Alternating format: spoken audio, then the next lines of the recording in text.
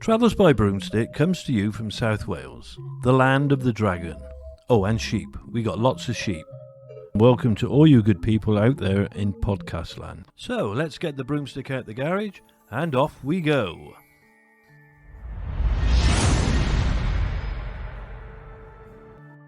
Today's journey takes us on a magical and mysterious adventure as we visit some of the most beautiful burial sites and discover the folklore and legends that surround them. We begin our journey at the Tinkinswood Burial Chamber. This is a megalithic burial chamber built around 6,000 years ago, during the Neolithic period. It is located in the Vale of Glamorgan near Cardiff in South Wales. Tinkinswood was once a village, but now all that remains is this beautiful burial chamber. As I said, built around 6,000 years ago, which is about 1,000 years or so before Stonehenge was constructed. The site was excavated in 1914, and inside the burial chamber they found 920 human bones. These bones belonged to men, women and children. It would appear to be a burial chamber that was used for the entire settlement. It is thought that the corpses of the dead would have been left exposed to the elements before being moved into the burial chamber itself. Neolithic and bell beaker style pottery has also been discovered inside the chamber, which could possibly show that the tomb was used by a community over a long period of time, right up until the early Bronze Age.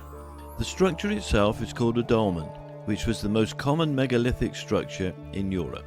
The dolmen is a Severn Cotswold tomb type and consists of a large capstone on top like a little roof, with smaller upright stones supporting it.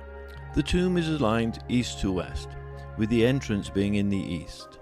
The limestone capstone at Tinkinswood weighs approximately 40 long tons, also known as an imperial ton, and measures 24 feet by 15 feet, or 7.3 metres by 4.3 metres. It is thought to be the largest in Britain and Europe. It would have taken over 200 people to lift the capstone into the correct position. Restoration work has been carried out to support the capstone, and you are now able to walk into the tomb itself. The magical Tinkinswood Burial Chamber has some absolutely fascinating folklore and legends. The best known of these tales say that anyone who spends the night here on the eve of May Day, also known as Beltane, midwinter, or St John's Day, which is the 23rd of May, will either die by sunrise, go insane, or become a poet. And I really can't decide which one is worse. I guess that would be the poet. Another group of stones situated next to the burial chamber is the Bronze Age burial site. This group of boulders are said to be women who were turned into stone for dancing on the Sabbath. Witches' covens would often use the local landmarks as a meeting place, where they may have felt a connection with the ancient people of the land, the people who originally used this sacred site. The legend surrounding this stone circle originated as witches dancing their ritualistic dances at the Sabbath on May Day, also known as Beltane, not the Sabbath day as in the Christian Sunday or the Church's holy day. The etymology of the word Sabbath was derived from the word Sisbath, an old French word that means to frolic. And I personally think that Tinkinswood looks like the perfect place to frolic and perform magical rituals. It really has the most beautiful energy here. People have left offerings of flowers and wreaths, and our dogs Frank and Maximu seem to be incredibly happy here. They were running around and enjoying themselves. About a mile south from Tinkinswood is another burial chamber, the beautiful St Lythans. St Lythans is a megalithic dolmen built around 4000 BC as part of a chambered long barrow during the mid-Neolithic period. It is situated in the middle of a field, the Mill Field or Maes Felen. It is also in the Vale of Glamorgan near Cardiff. It lies about half a mile to the west of the hamlet of St Lythans. Unlike the dolmen of Tinkinswood, St Lythans Burial Chamber has never been fully excavated, so it's still quite a mystery. It stands at the eastern end of a flat-topped, 90-foot long by 36-foot wide earthen mound, which forms part of a chambered long barrow. It consists of a semicircle of 3 upright stones. These support a large flat capstone. All the stones are limestone, which, as with Tinkinswood, were probably used as these stones were available locally. The capstone, which slopes down from the southeast to the northwest, the capstone measures 13 foot long, 10 foot wide, and it's 2 foot thick. The insides of the 2 facing upright stones have been smoothed off, and there is a hole at the top of the triangular rear stone. This hole looks like it could be a magical window into another dimension. The alignment of the burial chamber is facing east to west, with the entrance facing east. As with most cromlechs, it is very likely that the burial chamber would have had a forecourt immediately outside the entrance to the chamber, and that the chamber itself would have been covered by an earthen mound. However, as the chamber is unusually tall, having a minimum internal height of 6 foot, it is possible that the capstone would have never fully been covered, leaving the huge stones fully exposed to the skies. As well as places to house and honour the dead, these cromlechs may have been communal and ceremonial sites. A place where people would exchange ceremonial gifts, acquire and exchange fresh livestock and harvest fruits and vegetables, as well as a place to socialise and meet new people and new partners. If only these stone structures could speak to us and tell us of the things that they have seen over the many years that they've been standing.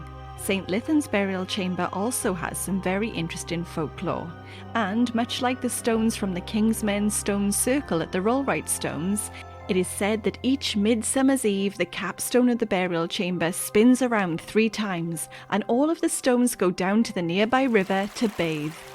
I would absolutely love to be there to see that magical sight. Both Tinkinswood and St Lythans are managed by Cadw, a Welsh government body responsible for the protection, conservation and promotion of built heritage of Wales. Well, there's only one question left to ask. How many brooms would you rate these burial chambers? Well, I like prehistoric history, so I'm going to go 4 brooms for this one. 4 brooms, that's really good. Which of the 2 burial chambers were your favourite? That's easy, both of them. I love them both.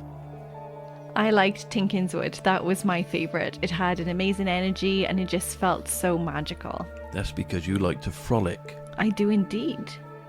So, what do you think that they are? Do you think that they are burial sites? They are definitely burial sites. I don't think there's any doubt about that. Do you think? Yeah. They're not UFO landing areas or anything like that, I'm sure. Okay. Do you think they were used for anything other than burial sites? Well, I think because of their importance in the landscape, they would have been used for ceremonial occasions. So, King's birthday and all of that. Do you think that these sites are haunted? As haunted as any other, I guess. There's every reason for that. Yeah. Did you feel anything weird? Any strange energies? Did you see anything? No, I didn't, but I do like to be around prehistoric monuments. So I do enjoy the vibe. Yeah, I do think they do have a very lovely vibe. They are definitely full of energy. Ah, that's because it's magical. Yay! Well, that concludes our adventure for today.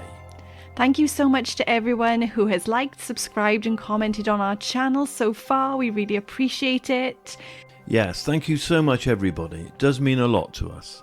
Also, should we visit another burial ground? Let us know. Tell me what you think in the comments. Do you want us to see other ancient stones and hear about their legends? Let us know. And next week we will be starting our spooky season. Lots of haunted historic places coming your way, as well as interviews with the lovely Dave Roberts, owner of the Morbitorium Museum and Witchcraft Shop. We will also be speaking to the amazing Matthew Rose and Luke Alcock from Dark Wales Tours, our favourite ghost tour company. Lots of things to get you in the Halloweeny mood with Travels by Broomstick's Spooktober adventures.